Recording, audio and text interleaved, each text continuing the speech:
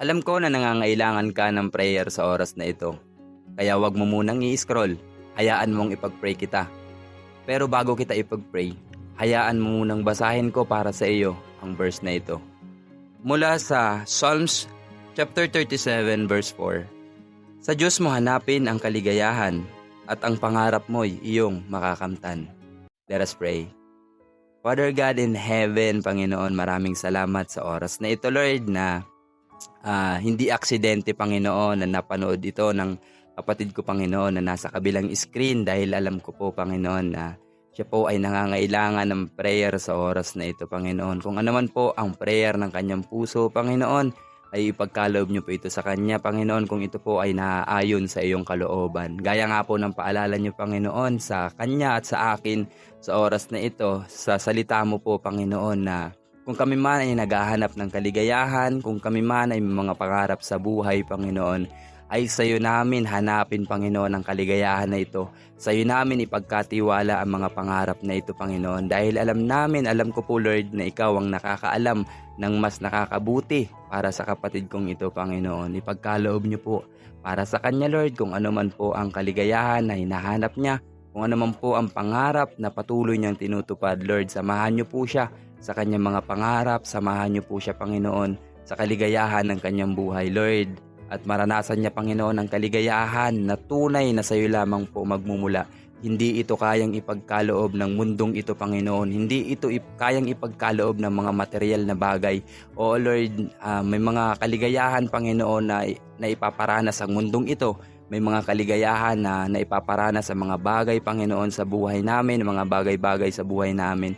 Subalit ito ay panandalian lamang. Dahil walang katumbas ang kaligayahan na tanging sa iyo lamang po nagmumula. Ikaw po ang makapagbibigay, ikaw ang makapagpupuno ng kaligayahan na hinahanap ng buhay namin na ito. Sa iyo namin ito matatagpuan, kaya salamat sa mga paalalang ito sa amin sa oras na ito. Maging sa aking kapatid na nasa kabilang screen na nanonood, alam ko na hindi aksidente na napanood niya ang bidyong ito dahil ikaw ay nangusap sa kanya, Panginoon, at ikaw ay mangungusap sa kanya sa araw-araw, Panginoon. Ang kahilingan ng kanyang puso, ang kaligayahan na nagmumula sa iyo, ay iparanas niyo po sa kapatid kong ito, Panginoon. Sa iyo namin ipinagkakatiwala ang lahat ng ito, maging ang kanyang mga pangarap, Panginoon. Kung ano man po ang kanyang mga pangarap sa buhay, Lord, ay matuto siyang ipagkatiwala ito sa inyo dahil ikaw ang mas nakakaalam.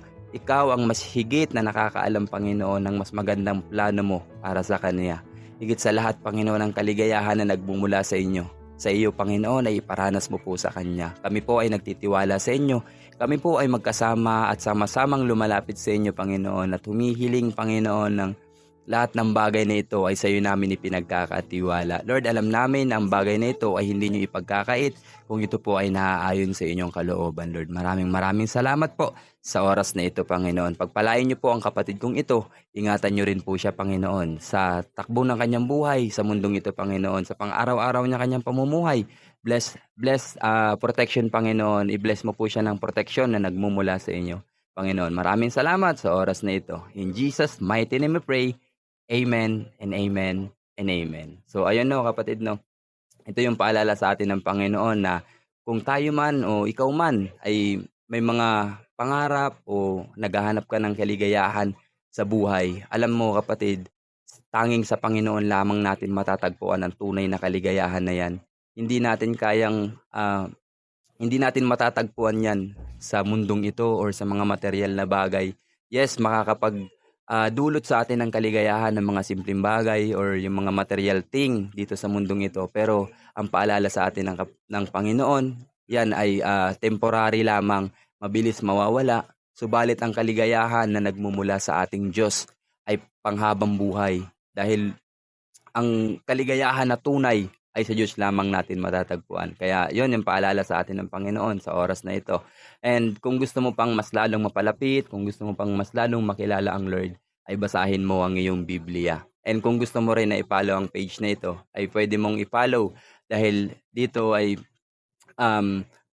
nagpipray or nagbibigay ako ng encouragement and prayers para sa mga kapatid natin na may mga pinagdadaanan or mga gusto ng prayer.